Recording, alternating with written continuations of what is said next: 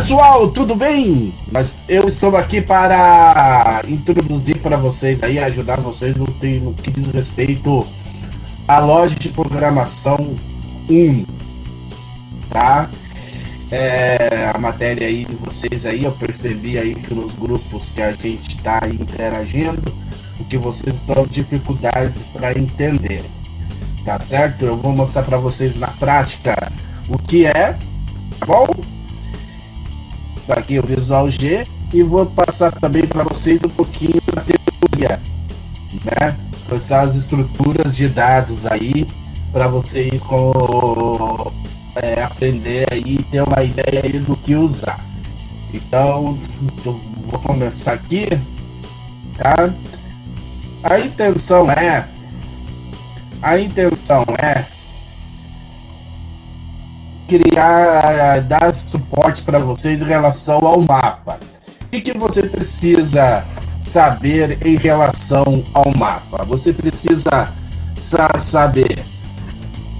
Você precisa ter conhecimento de fazer comparação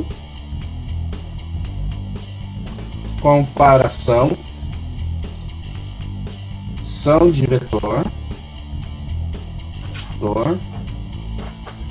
Você tem que aprender a lógica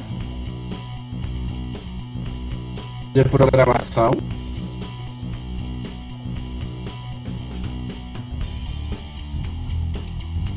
lógica de programação se resume a responder essa pergunta, né? Como resolver essa questão? Essa é a questão que você tem que tomar para si. Aí você vai começar a desenvolver a lógica, tá? Você vai começar a desenvolver aí a forma de resolver o problema, tá certo? Então eu vou explicar para vocês a questão do vetor primeiro. A estrutura de vetor, eu não vou entrar muito em detalhes da teoria, o que ele é, né? Mas ele é uma estrutura de dados homogênea, ou seja, que tem só um tipo de informações, diversas informações de um só tipo, tá? Se eu declaro o vetor caractere, nele só vai constar informações letra, frase, letras. Se eu declaro ele como inteiro, só vai ter números inteiros, reais e assim por diante, tá bom? Essa daqui é a definição de vetor. Mas como usar o vetor? Tá? Isso daqui é o vetor. Eu vou alocar espaço na minha memória para armazenar os dados, tá bom? Né? Vamos pegar aqui esse exemplo aqui, vetor. Esse daqui é um exemplo de vetor, tá? E aqui no índice que tá a moral da história, que vocês vão precisar entender o uso, a manipulação do índice para saber navegar dentro desse vetor, tá bom? No vetor, quando eu trabalho com vetor, eu tenho que trabalhar com laço de repetição, tá? Que no pseudocódigo é o para, tá? Eu vou ter que declarar uma variável qualquer para fazer o controle do controle do índice, tá bom? Então, dependendo do caso, se eu vou navegar no vetor de 100 posições, eu vou ter que declarar uma variável com um contador para mim poder navegar nessas posições de 1 a 100, tá bom? E assim por diante, tá? Daqui a gente vai ver na prática o que é. Eu fiz aqui um programinha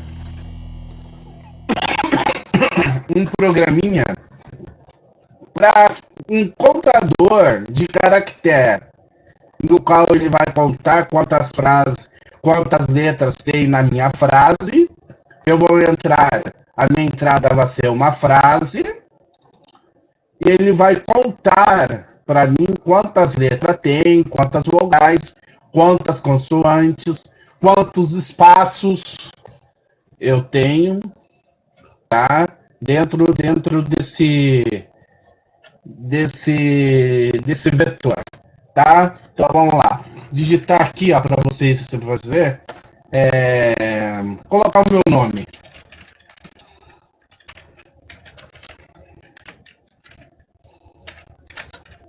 Ó, então ele retorna aí o programinha aí, ele retorna aí, ó. Na frase, Leonardo Carvalho da Silva tem um total de 26 letras, sendo que são 13 consoantes e 10 vogais e tem 3 espaços. Tem 3 espaços. Então, esse é o programinha teste que a gente vai fazer. Tá bom? Então, eu vou explicar para vocês como é que faz esse programinha. Tá? Então, eu tenho aqui o meu teste de mesa. Meu teste de mesa, ó, o vetor de 1 a 100, tá? Vetor vogais, consoantes. Tá tudo declaradinho aqui, ó. Eles estão iniciados. Lembra, todos os vetores, tá? Eu tenho uma frase que é uma variável de tipo caractere. Eu tenho aqui as variáveis auxiliares, como i, como conte, contador, vogais, j, uma variável auxiliar, c de consoante, contador de consoante, e SPC, que não é o Serasa, gente. Aqui SPC é space, que foi para deixar o espaço, a variável que leva a quantidade de espaço, tá bom? Então, vetor frase, que é um vetor de caractere, do tipo caractere, de 100 posições. Então, ele reserva na minha memória, ele aloca a minha memória 100 espaços, digamos assim, entre aspas, 100 casinhas, aonde que cada casinha vai hospedar uma informação do tipo caractere. A mesma coisa com o vetor vogais, tá? O vetor vogais tem 20 casas, de 1 a 20 espaços, ou seja, entre aspas, casas. Cada casa vai levar uma informação do tipo caractere. E mesma coisa com a consoante. A consoante 21 espaços do tipo caractere. Mas, Léo, por que 20? Não são só 5 consoantes, 5 vogais? Mas tem acentuadas, que eu vou estar explicando para vocês o motivo de elas estarem no jogo também. Tá bom? Então aqui, ó, as vogais. O A, E, I, O, U, tá? As consoantes. Não está na ordem, tá? E vogais acentuadas aqui certinho, tá? Você verifica o seguinte. Você verifica aqui, consoante 1. Esse 1 é o endereço dele dentro do vetor. Para você entender o seguinte, é a casinha dele dentro do vetor consoante, tá? Então aqui, no meu teste de mesa aqui, ele foi inicializado com V, ele é igual a V. Então aqui no consoante 1, ele é igual a V. Então aqui dentro do vetor é o endereçamento dele dentro do vetor. É o índice. É o índice, tá? É importante vocês aprenderem isso. Tomem como nota. O que está entre colchete, é colchete, né, gente? Dentro desse símbolo aqui, nova chave, é colchete. Dentro do colchete, ele é o índice. Índice. O que é o índice? O que é o índice? O que é o índice? O índice é o endereçamento da informação dentro do vetor. Eu digo, lá na casa 1 está armazenada a letra V. Tá?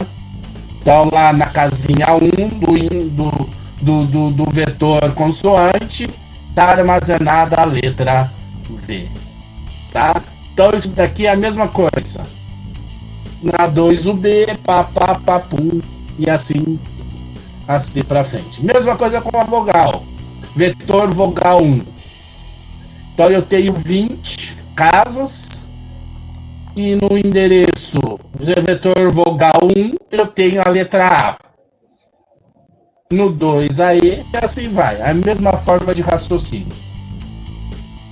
Tá bom? Eu vou pausar esse vídeo a parte 1. Eu já volto aqui com a parte 2.